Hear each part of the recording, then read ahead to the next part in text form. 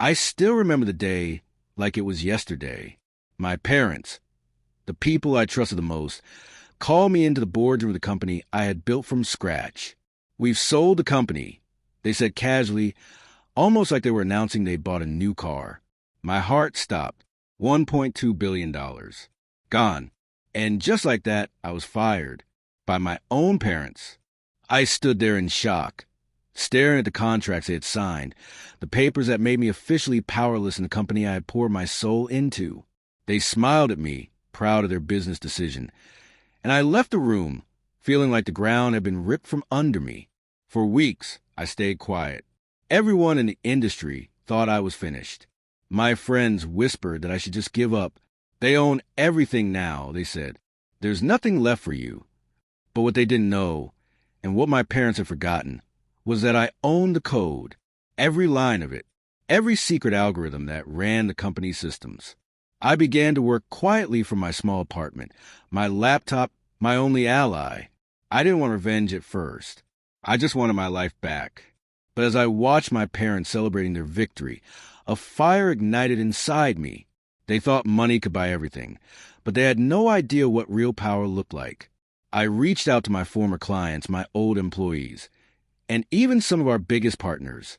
I didn't ask for loyalty. I just reminded them of one thing. The product couldn't function without the original code. Slowly, doors that had been closed to me started opening. Emails, phone calls, and meetings. I became a ghost in the system, moving faster and smarter than anyone could imagine. Then came the day of reckoning. My parents' company faced a massive technical breakdown. Millions of dollars of operations were frozen. Panic spread across the office. They called IT consultants, even some tech experts, but nothing worked. That's when I sent a simple message. "Need help? I still have the code."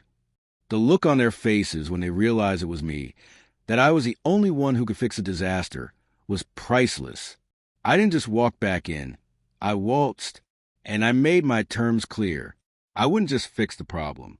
I was taking back control, piece by piece, line by line.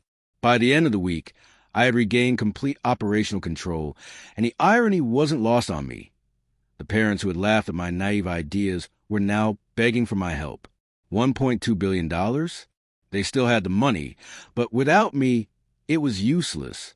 I didn't gloat, at least not much, but the lesson was clear. From that day on, I learned something vital.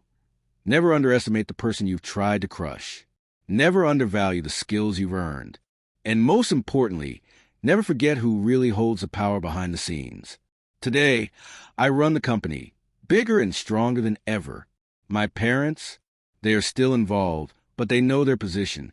They call me for advice more than ever now.